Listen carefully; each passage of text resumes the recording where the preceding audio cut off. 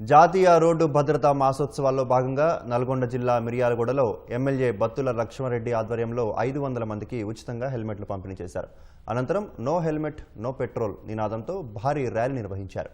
ఈ కార్యక్రమంలో జిల్లా ఎస్పీ శరత్ చంద్ర పవార్, సబ్ కలెక్టర్ నారాయణ అమిత్ పాల్గొన్నారు. హెల్మెట్ వాడకం ఆవశ్యకతను వివరిస్తూ MLA, SP, sub collector helmet ధరించి ప్రజలకు అవగాహన కల్పించారు.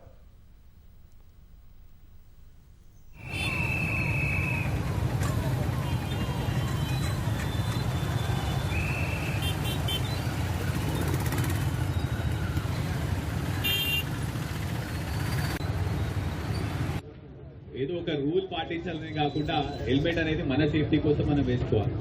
మీరందరూ చూస్తుంటారు, మా దగ్గర నల్గొండ జిల్లాలో మీకు జస్ట్ ఒక ఎగ్జాంపుల్ ఇస్తాను.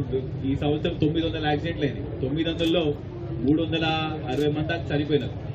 అందులో హెల్మెట్ లేకుండా ఉండడం వల్ల చనిపోయిన వాళ్ళు సుమారు 90% ఉంటారు. ఏదున్నా హెడ్ ఇంజురీ అయితేనే జనాలు చనిపోతారు. అదే హెల్మెట్ వేసుకుని ఉంటే ఇన్ని ప్రాణాలు మనం కాపాడే వాళ్ళు ఉంటారు. అదేవిధంగా మిగతా వాళ్ళు కూడా మళ్ళీ ఏదో ఒక ఇంజురీ అయితే అది కూడా లైఫ్ చేంజింగ్ ఇంజురీ ఉంటుంది.